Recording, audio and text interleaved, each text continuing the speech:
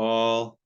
Shabbat Shalom, wherever you are in the world. And I know we're gathered from all over. And to echo that introduction, there's a lot that's pulling on our hearts and minds and souls in many different arenas of life around the world.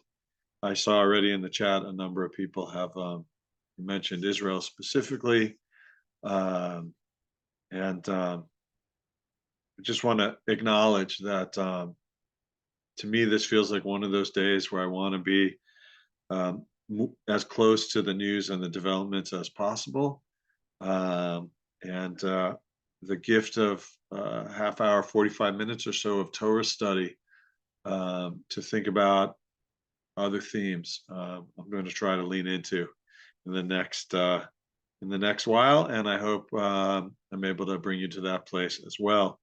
It is a piece of the Jewish experience that there are ways in which we respond to events in the world, right? There's a way in which Judaism looks at time as linear. That things happen today, and we address them today. But Judaism also has a secular cycle. You say that, secular cycle? I just did twice. Right, our holidays revolve around the calendar year, which repeats itself. Our study of Torah, while can take many different forms, one of those, and one of the most traditional, is to study the weekly Parsha, the weekly Torah portion. And that means whatever's going on in the world, whatever's going on in our lives, when we get to a particular week, there's a particular part of our foundational story that we take a look at. And sometimes it speaks directly to the events of the day. Sometimes it brings its own themes into other places. But this week we're here for Parashat Beha'alotcha, and that's what we're going to dedicate the next part of time to. I am just hit enter, so in the chat you can see a link to the text we're going to look at today and the slides that I will show. I'm happy for you to follow along on the screen or to open it up yourself. Whatever makes the most Zoom sense for you works for me. And here we go. The beginning of Parashat Beha'alotcha continues from Bamidbar. There was issues of the census and roles and focus on the Levites and some finishing up of some themes about tasks in the temple. But when we hit chapter 9, Beha'alotcha turns to a new topic. And this is the one we're going to look at today, the opening verses of chapter 9, to think about what's the Torah saying to us here, what's it introducing, and to draw some themes and lessons from I think just 15 or so verses that are on this particular theme, and we'll lean into that theme. You'll see it right off the bat as we start to read these verses here. So God spoke to Moses in the wilderness of Sinai on the first new month of the second year following the exodus from the land of Egypt, saying. I want to pause here before we go to the rest. The story of the Exodus is found at the beginning of the book of Exodus, and we're now not in the very beginning, but still the beginning of the book of Numbers. Just want to note about the timetable. We've gone half the book of Exodus and the whole book of Leviticus and a few chapters into Numbers, but in the timetable, right, the flag that the Torah puts in the ground for us today is we're now in the first new moon of the second year of the Exodus, right? The beginning of the month of Nisan, 1 year since the Exodus of Israel, right? If you think back to Genesis, right, the opening chapters of Genesis, like there are millennia that go by or generations that go by in a few short chapters. Now we just had many books of the Bible. The heart of the Bible is condensed into a short time period. Exodus from Egypt, arrival at Sinai, presentation of law, right? All kinds of laws, and the building of the tabernacle happens many verses, short time window. And the timestamp that's put in this week's Parsha is it's been a year. And we've reached the first of Nisan, which for the cycle of years and holidays is the beginning of the Jewish year. Although in our day, we sometimes think about Rosh Hashanah as the beginning of the Jewish year. Biblically, that was affixed with Passover because there was a reboot to our people with the Exodus from Egypt. So 1 year has passed since the Exodus. The Israelites have learned a lot about what it means to be part of the Israelite people. And now it's the first of Nisan, and they're reaching soon, about 2 weeks ahead, to the initial post-Exodus marking of the Exodus. Sorry,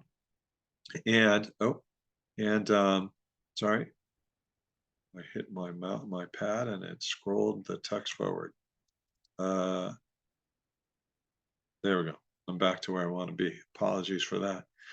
So God speaks to Moses and says to tell the people this: let the Israelite people offer the Passover sacrifice at its set time.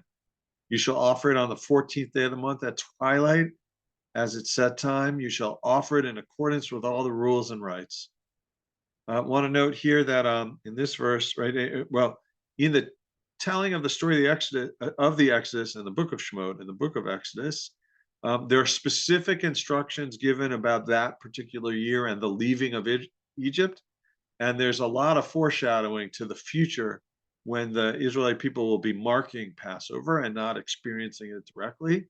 And a lot of those texts, which appear in the Haggadah that we use still as our liturgy on Passover and other places, talk about what you should do in the future. This is the first one of those future Passovers. And God says to Moses, hey, remind everybody, Passover is coming up, and you should do it at the right time. And you should follow all the practices that we've established. And this is where we're going to do it. And as usual, Moses takes what he hears from God, and Moses instructs the Israelites to offer the Passover sacrifice. And they offered the Passover sacrifice on the first month of the 14th day of the month at twilight in the wilderness of Sinai, just as the Lord had commanded Moses.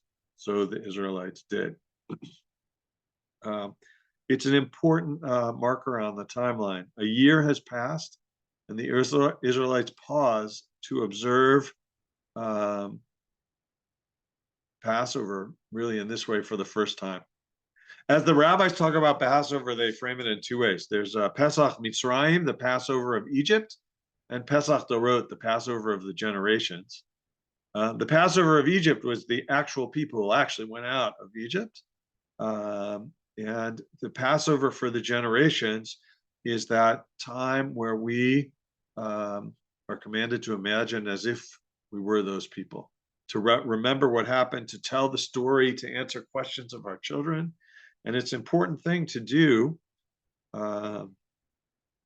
each and every year.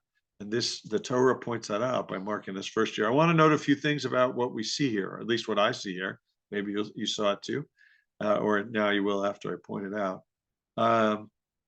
God and Moses could have just expected that this Passover would have happened, right? Because a year ago, as people were leaving Egypt, the laws were given, the commands were set, the ways in which Passover was to be marked in the future, we already knew. The Israelites already knew. And they could have gotten there, and there could have been an assumption from the leadership, both divine and human, that a Passover would happen. But the Torah says God pauses on the 2 weeks before, right on Rosh Chodesh Nisan, as the new month is coming, to tell Moses to remind the people Passover is coming. You have to prepare, and you have to do it the way we laid out. It's a good lesson for community organizing, for Jewish leadership, for my rabbinic colleagues all over, for people who are planning their own Seder. Well, Passover will arrive the next 14th of Nisan. It's out there on the calendar. It's a good thing a little bit in advance to remind yourself and others that it's coming and it's going to happen. Or to commemorate something that's an important part of our historical narrative, that's an important part of who we are as a people. Take some preparation, take some reminders, take some planning. Passover doesn't just happen because you've hit the 14th of Nisan on the calendar. that commemoration comes from, in part, what you do to get ready for it. And in order to get ready for it, especially if you're one of those people who's positioned to help help people get ready for it, is to take the step that God and Moses is here, remind everybody that it's coming, reintroduce them to the themes, remind them what the rules and rituals are, and that is part of Jewish life going forward, right? For hundreds of years, it's been a tradition on the Shabbos, the Shabbat closest to the first of the month of Nisan, for rabbis to speak in their congregations about Passover, about its themes, about preparation, to help get people into the mood, to remind them of what the work is ahead to get ready, and to give them, an overview of the themes and the rules and the rituals and the rites and the joys and the text of the holiday. And we see that it's not just something that developed over time; it's embedded in the Bible as something we should do. The text, lastly, here, these verses say that it worked. God reminds Moses to remind the people. Moses reminds the people, and what happens? They offered the sacrifice in the first month on the 14th day, where they're supposed to at Sinai. They did it now in the wilderness of Sinai, no longer in Egypt, and they did what Moses commanded.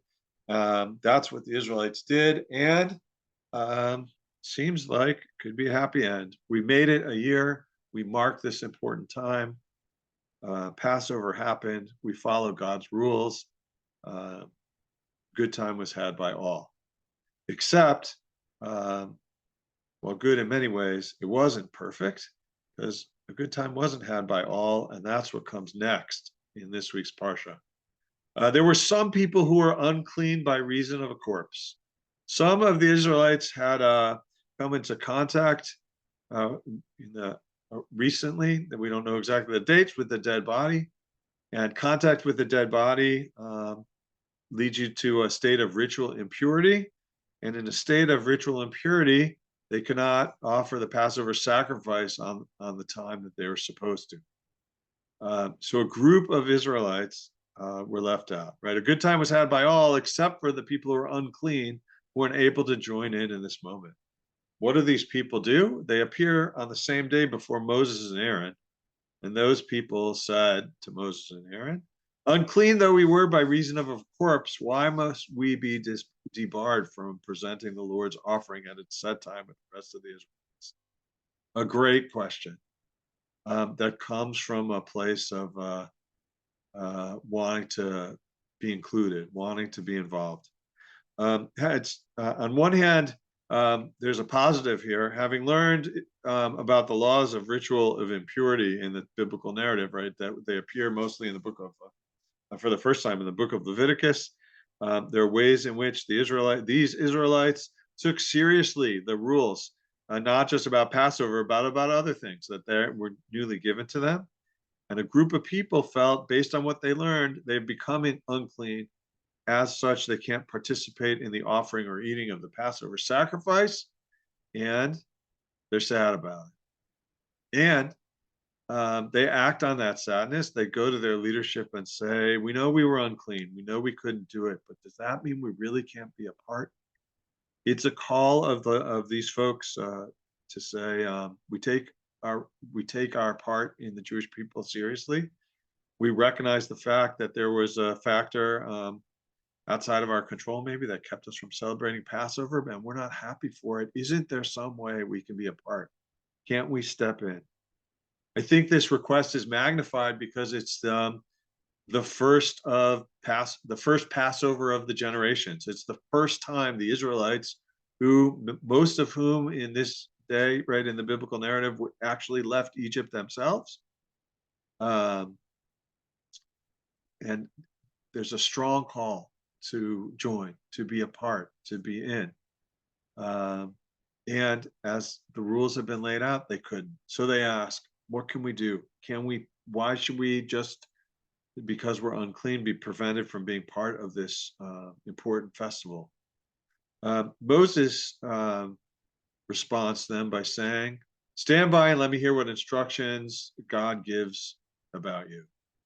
It's a good leadership moment. Moses buys a little bit for time, also knowing, right, that Moses doesn't overstep his position. We sometimes see Moses, being confronted by the people and figuring out on his own how he wants to respond. Some of Moses's, individual responses in the Bible go well. Some don't go well. We'll see that in other parshiot this summer. But Moses says, "Let me check with God, and I'm going to get back to you." And Moses plays the role of intermediary between the people and God. Moses hears the validity of this request. He doesn't shut it down. He doesn't yet have an answer. Moses turns to God to figure out about next steps. Then we see God's response. God spoke to Moses, saying, "Speak to the Israelite people, saying, when any of you or of your posterity who are defiled by a corpse or on a long journey would offer a Passover sacrifice to the Lord, they shall offer it in the second month on the 14th day of the month at twilight. They shall eat it with unleavened bread and bitter herbs. They shall not leave any of it over until morning. They shall not break a bone of it. They shall offer it in strict accord with the law of the Passover sacrifice." Um, so God's response is positive to this group of people, I imagine. The story ends here, so we don't hear about how the people respond, but I imagine this is the response that they're looking for. Not only does God say to people who are impure because they've encountered a course, so I have a solution for you, but he also says people who are stuck on a long journey and couldn't offer the Passover sacrifice. Right in the biblical narrative in the desert, the Israelites stopped where they were to offer the Passover sacrifices. Ultimately, Passover becomes a pilgrimage holiday, and while the sacrifices are made in family groups and eaten by family groups, it's and those sacrifices are meant to be made at the central site of worship in Jerusalem, according to many passages in the Torah that we'll see later in the year. But God says not just people are impure, but people on a long journey, right? What if you are traveling for 40 years? Well, that might be too long. What if you are traveling for months on a caravan somewhere, or you're on a long boat ride across the Atlantic Ocean, right? In times when um, travel took much longer than it does for us today. Right, it's easy for us to say, "Oh, I'm going to go to Israel for Passover," and as long as there's an available seat on a plane, you could be there, depending on where you're coming from, right? And I don't know what the longest plane flight to Israel from anywhere in the world is, but most people I imagine can get there in I don't know 18 hours or so or less, depending on where you live. Uh, but God imagines not just the case brought by these particular people about impurity from a corpse. God also imagines that there could be other things that keep people from being able to arrive at the place where the Passover sacrifice is being offered. And God accounts for that by saying those who are unable to make the sacrifice in its time can make the sacrifice still on the 14th day, but not of the first month, of the second month. A second Passover is created. It becomes known as Pesach Sheni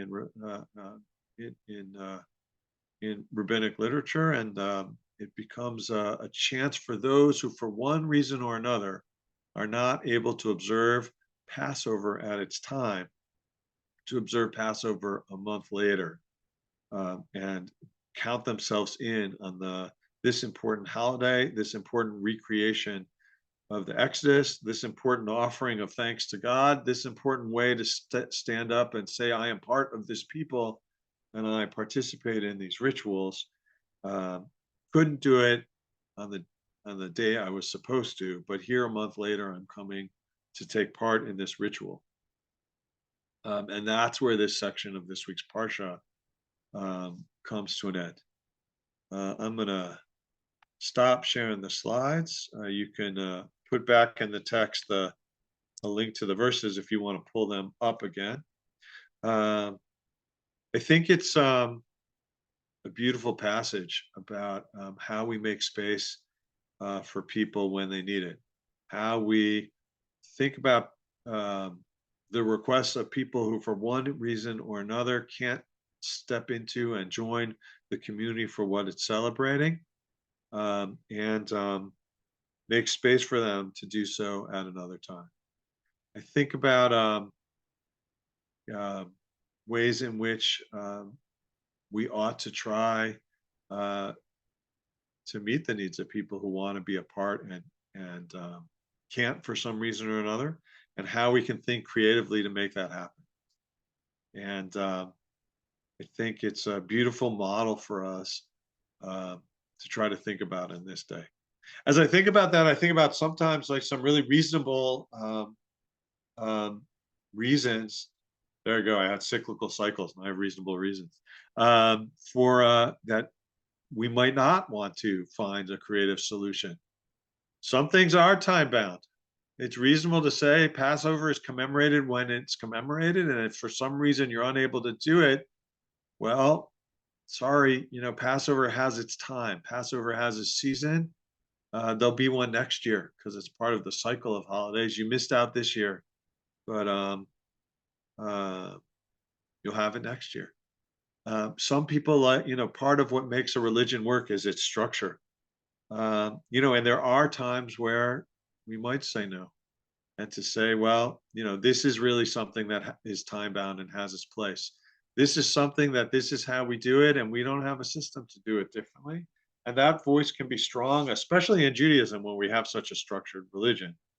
Um, and I'm not saying or arguing here that, every time someone makes an individual or collective request to think about how might this work for me, because the normative system doesn't, that the answer should be yes. But I do think it's an important model that chapter 9 of this of Bamidbar of Numbers puts out to us as something we ought to consider. And I think the call to consider it is heightened because ultimately it's God who makes the decision to make a change. Um, God, set up the rule in the Torah's narrative. God sets up the rules for Passover. God reminds Moses, it's time to do this again. Uh, and God finds that God's plan wasn't perfect.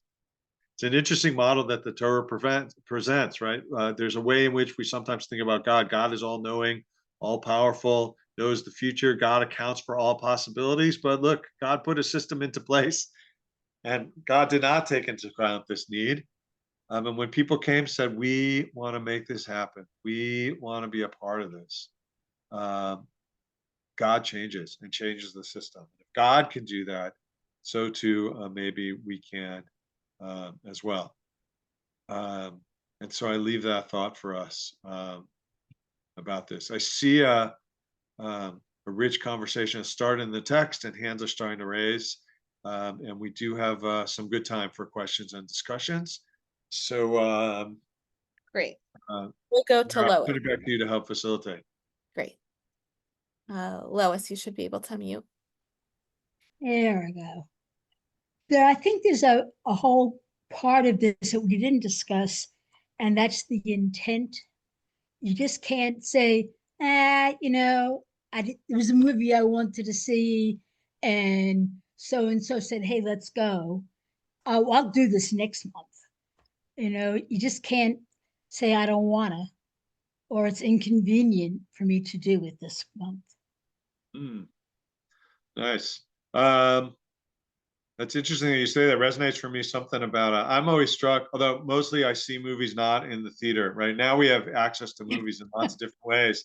I was someone in my life that always like missed a lot of movies because I was surprised by how quickly they cycled out of the theaters. I would say, "Oh, I want to see that movie," and by the time I got around to it, it was gone.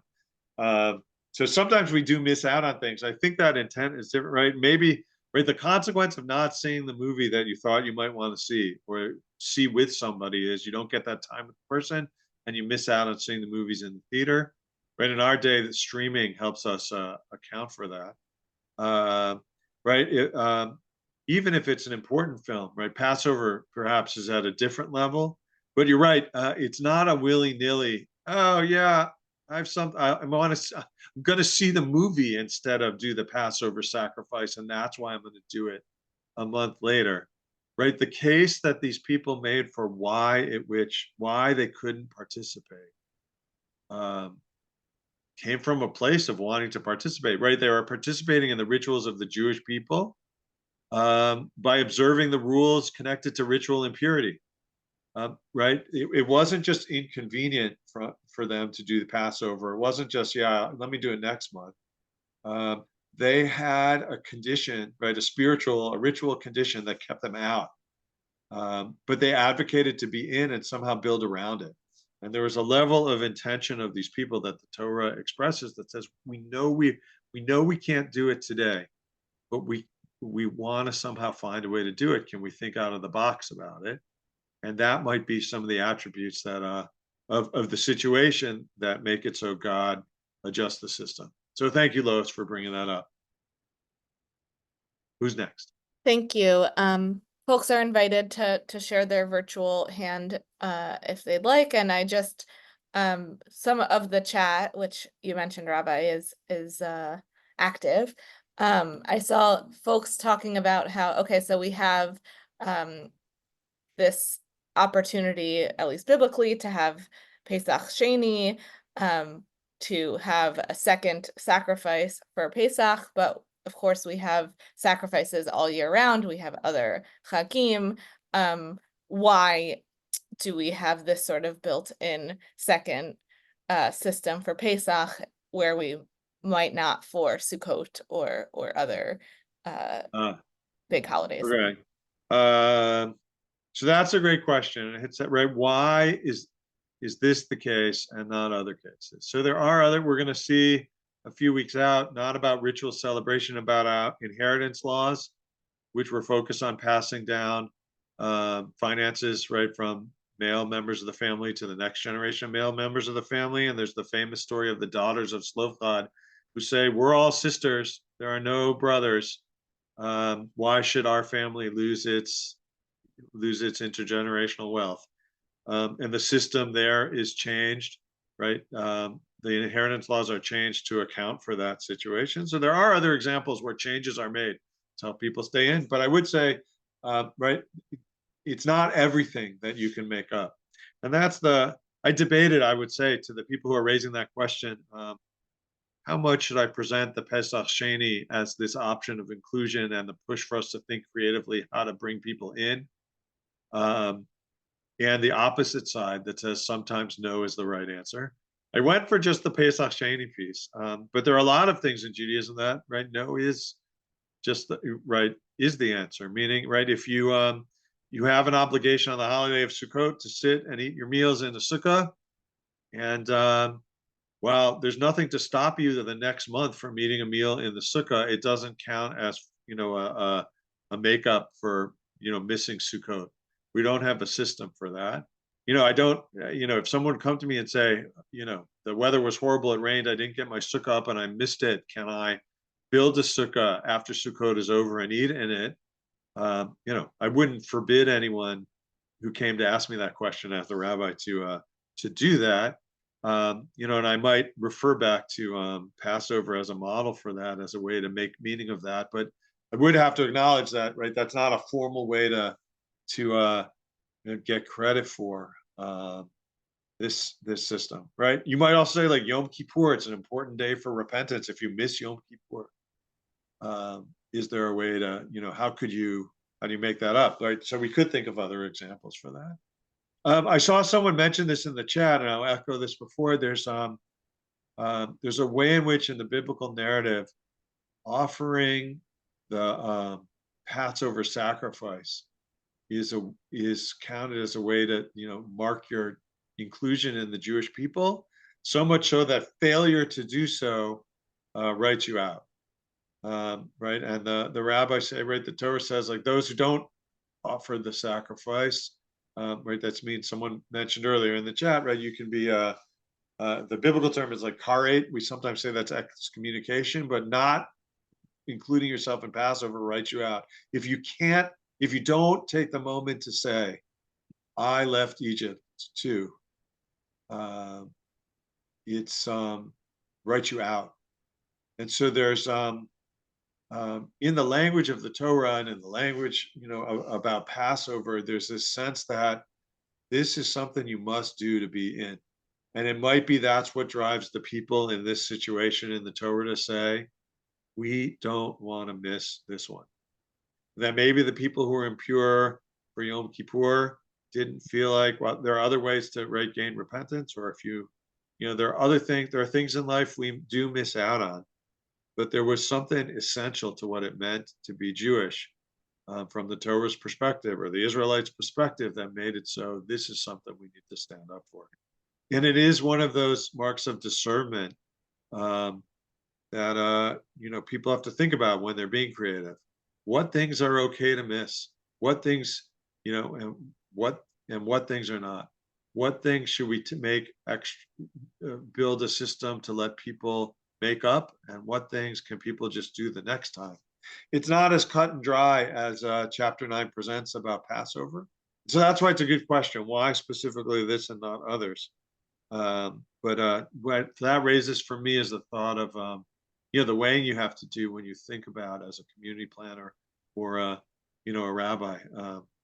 How do we make these determinations? What are the what's the upside and downside of being accommodating? What's the cost of that to the people, to the system? And it gets a little more complex. And I'm glad this question raised some of that complexity. Another question, which sort of underlines the way that so much of Talmudic literature is balancing when we have competing values and what do we prioritize. There were a lot of questions about the Chevra Kadisha, which of course is the society that purifies a body after someone has passed, and how that would impact. I think that was referring to practice of temple times, but also today.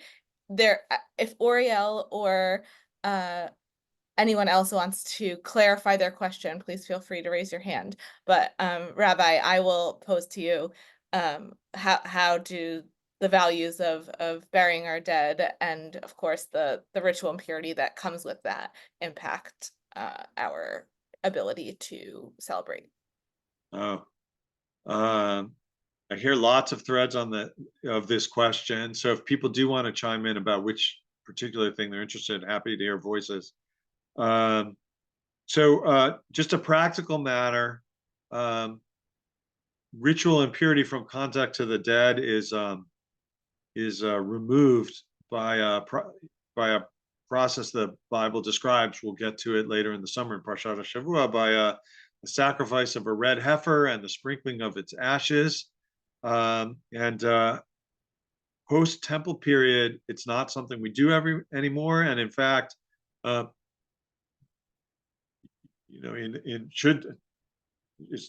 the temple be restored, it's not something we even know how to do, because well, I think there's a kibbutz somewhere who thinks they have a red heifer should we need it. There's not consensus about how we would restore that. What sort of animal is a red heifer that could be restored to make that happen. So there was a way, because of that, right? The Jewish people for centuries upon centuries now all have impurity with regards to, right? We're all ritually impure from contact from dead bodies, if not directly.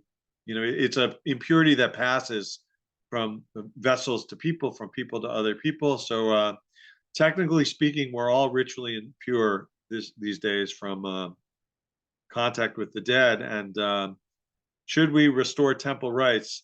Someone will have to think about how to solve that to let temple rights continue. I'm personally not in the category who thinks we should go back to a temple Judaism, so it's not an active dilemma for me. But technically speaking, but you're right to say, if you serve on a Chevra Kadisha, if you are one of the people whose role it is in the community to address the sanctity of the body of a person in the community who has died, your sacred work art brings with it the acquisition of impurity for the dead.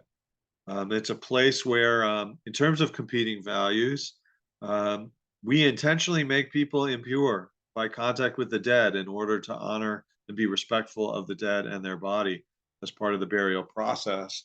it says, that's the level of importance we place on respect for the dead.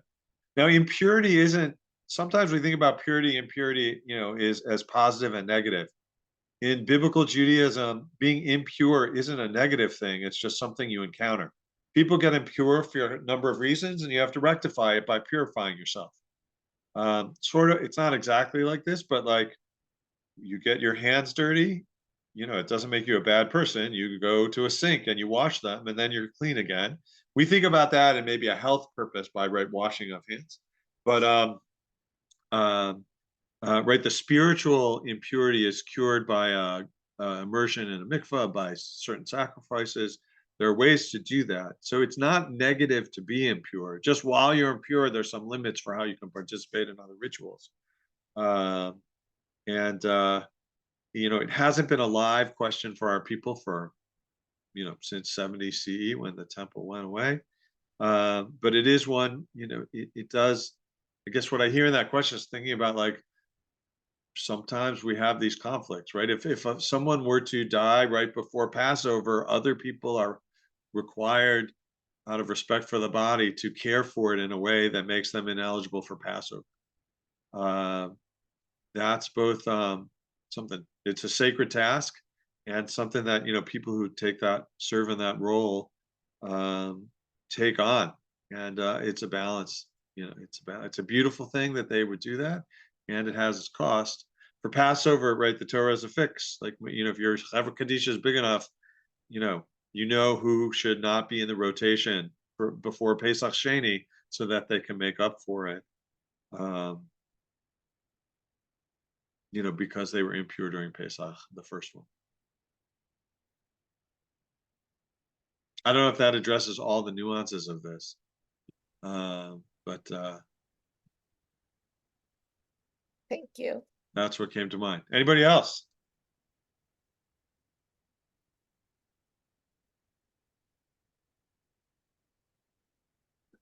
I saw a question. One of the questions, I catch some of the text. One of the questions that came by was, wait, how do they have all these animals? If they're in the desert, here's the Israelites, they left Egypt, it's a year later. Do they have enough flocks, to do all these sacrifices? So I just want to shout out to whoever asked that question. That's a question we ask. It's a sort of question we ask a lot about the biblical narrative. Is the biblical narrative realistic? To me, is like a bigger category, right? How do the Israelite? We had it. I think, if I remember, it might have been this year, might have been last year, right? There's the pass in Parashat Truma where it shows all the things the Israelites collect to build the tabernacle, and includes not just leather and cloth and things they would have to make, but gold and silver and jewels and dolphin skins. And there's a lot of questions there, like dolphin skins. They're in the middle of the desert, right? How do they get dolphin skins? A few, might have been this year or the year before, I did that as well. I taught about that as well, and right, leads to the question like, what happens here? And there are different schools of thought about how you answer that. One is, well, the Torah said it, so it must have happened, right? They took flocks out of Egypt and somehow maintained them, right? The desert, well, some deserts are totally devoid of vegetation. Totally, there are flocks who travel in the Sinai Desert in parts of it, and there is some greenery, right? It's not wealthy with it, and it's possible they maintained it. And one option is to try to explain like how it is that these things happened as the Torah reports them.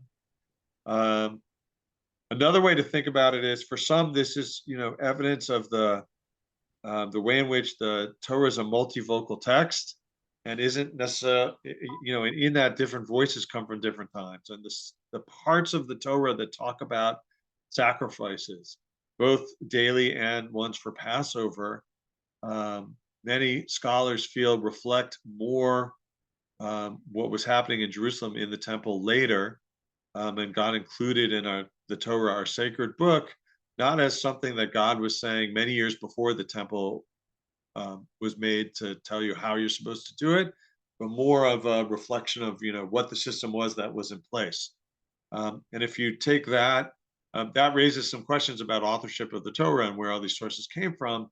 But it rids us of the question of having to think about, is this possible? Where did he get these animals from? Because sort of the lens it looks at the Torah is it's not a literal lens. It doesn't say like, right, we don't have to be worried about where they got all the animals from, because the message here is not about, it is about how you're supposed to celebrate Passover long term. And when you can't do it during the original Passover, what do you substitute for that? And not about, wait, how did the Israelites get these actual sacrificial animals? There's no way they had enough to sustain this over 4 years in the desert.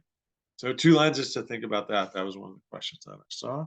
But now I see a hand from Barry. So we'll go we to still have- Barry, and then I think we'll close up our session today. Okay, thank you, Rabbi. I know we're close to the end of time for today. Look forward to your next visit with us all. Thank you. I want to talk about Litziat Mitzrayim just very quickly. I know this is something that could actually become a lecture, a sermon series, but for your perspective on how it is that by the time we get to Devarim and that rendition of the Ten Commandments, that Litziat Mitzrayim takes precedent over creation in terms of giving us the rationale for Sabbath observance? That's a great question. I'm glad you brought that up, Barry. And you're right. That could be when we get to Ve'et Hanan, right, which is the parsha where we have the Ten Commandments again. I don't think I'm scheduled for that, but if I'm back, I could address that more fully. You're noting one of the differences, but right, the Aseret HaDibrot, the Ten Commandments, are in Exodus, repeated in Deuteronomy. In many ways, they're word for word the same, but there are some differences. And you noted one major difference. There's right, we celebrate Shabbat. One says because God created the world in 7 days, right? The other one says because we were slaves in Egypt and God took us out. It's 2 themes for what Shabbat's about for the Jewish people. One is imitating God, right? If God does God's creative work and creates the whole world in 6 days, and then part of that, God takes a day to rest afterwards. If God has to rest, we certainly do too. And a motivation to have Shabbat in our lives is to imitate what God's model by resting and not using every day for our creative work, giving us time to just be in the world as it is. And also, the second theme is, right, if slavery in Egypt was not good for us as a people, or slavery metaphorically in Egypt for any people, it means the freedom from Egypt is about the freedom to have Shabbat, right? And the liberation from Pharaoh, who didn't give us the time to rest and celebrate, and just, it's a reason to, it's a second motivation that says Shabbat for us in part, right, is model after both. So the rabbis have a lot to say about why, in different ways, why are they separate? But actually, mostly in our tradition, there's an integration of the two. Sometimes, depending on what a theme of a lesson is or a sermon, a rabbi might choose to speak about one or the other. Sometimes we think about Shabbat, it's 2 metaphors to help make Shabbat meaningful to us. We have Shabbat because we are no longer slaves, and we have Shabbat because we rest like God has to do, and that's a value in and of itself. Both motivations for taking the time off from the rest of life, like we're going to do, soon as Shabbat is not far away, depending on, or maybe already started, depending on where you are in the world. And both of those are there. There are times in which the Egypt, right, freedom from slavery and Egypt is the powerful metaphor, and times in which creation is the powerful metaphor. I'm happy we have both, because it just makes Shabbat all the richer. And that's mine. I had 2 minutes for the answer, and I took 3. So that's the short version, Barry. But you were right that this could be a much larger thing to explore. Anyways, thanks everybody for being here and for your great questions. And I love the active chat. I know we can't get to all the comments, but in my years now since the pandemic, where this forum on Zoom has become more and more comfortable, I too have been more and more comfortable for the fact that the conversation on the chat is part of the class in and of itself. And even if the facilitator or the teacher or one of us doesn't weigh in, it's part of the way in which you expand on the learning by engaging with each other. And I think that's such an important thing. So I'm glad you had that space there too. Thank you, Rabbi. Thank you all. We hope to see you next week. Shabbat Shalom. All right, Shabbat Shalom.